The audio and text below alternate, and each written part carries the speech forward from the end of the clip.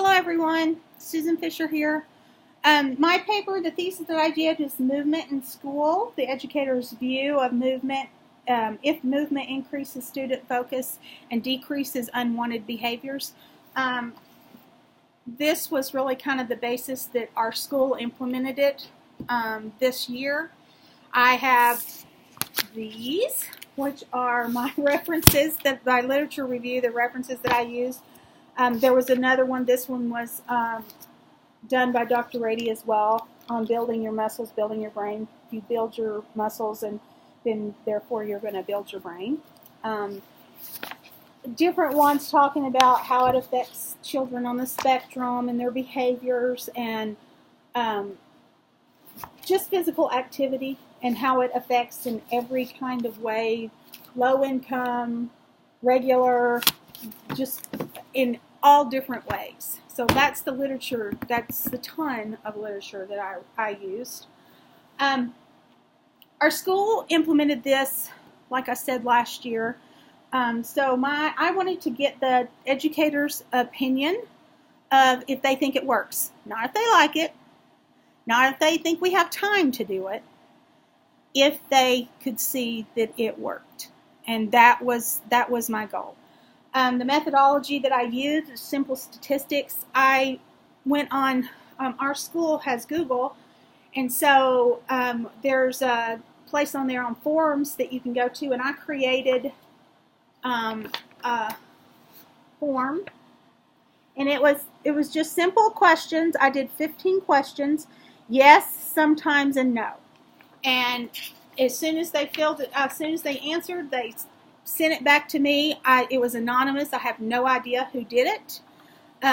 It just gave me the answers. And what I loved about this questionnaire and about using this through Google is after I got all the responses, it went through each question, and it gave you the percentage of how many said yes, the percentage of sometimes, and the percentage of no. And so that was for every question. I could see exactly their feelings on it. And so I ended up, I did a table in my thesis that showed the questions, did all the questions. And then I did a couple of charts that were the last two questions on the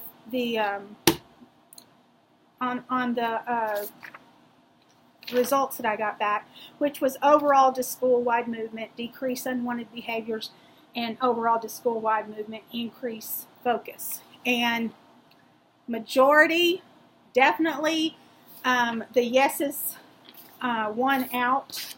Even there was a great deal of sometimes, and in my opinion, I mean, even if it works sometimes, isn't that better than just going it without any help whatsoever?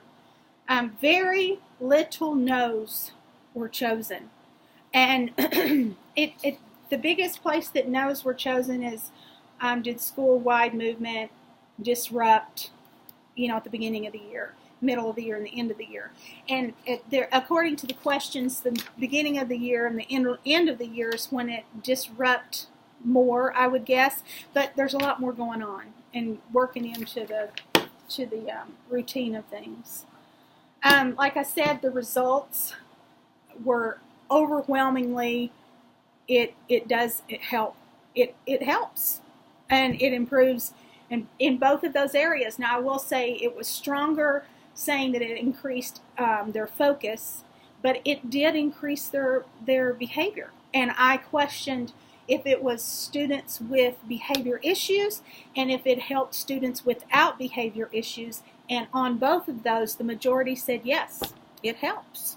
So that's a quick thing. Now, I did find in my research that it requires, you need to do at least like 15 minutes of moderate to vigorous exercise. So that's one thing that I discussed in limitations and that sort of thing is keeping those kids at that 15 minutes of vigorous, because that's our goal. That's what we're wanting to do to help. Absolutely, we'll continue to implement this. And what I've learned is this works. It's a good program and it works. Thank you.